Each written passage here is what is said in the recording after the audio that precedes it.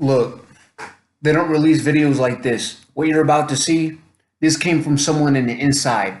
They recorded it on either their phone or got a copy of the videotape somehow or the CD-ROM. Right now, the other inmate is standing up to defend Franz with his claims that they do have rights, that they are people.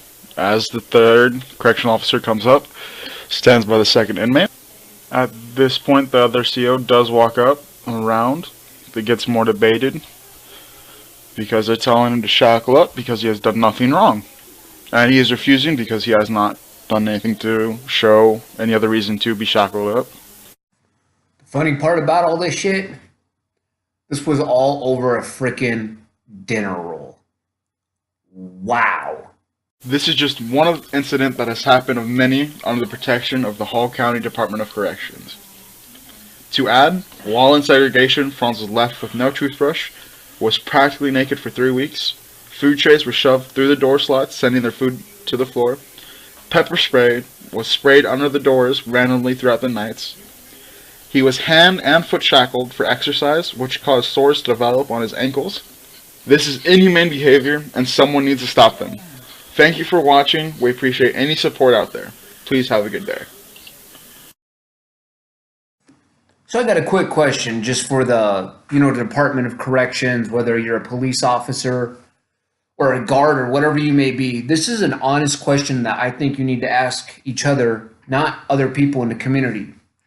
Do you really wonder why people hate you? Like, do you really wonder why people shoot you up at your homes, outside of the parking lot when you're at a McDonald's?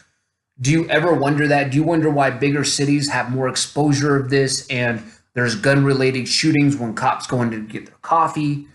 You can't get away with shit like this. People don't like it.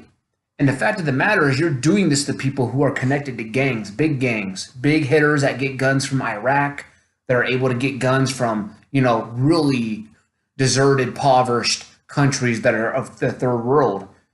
So what I really want to know from the Department of Corrections is, are you going to stop this? And if you don't, you can't really ask the media to put things out there about how you're getting assaulted. You're doing this to yourself.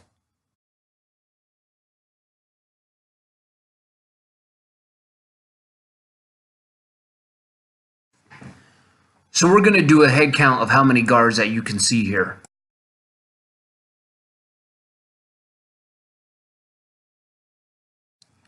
Well, so I counted 11 because you got to keep in mind there were 3 guards already present, and then the other 8 that came on to the unit.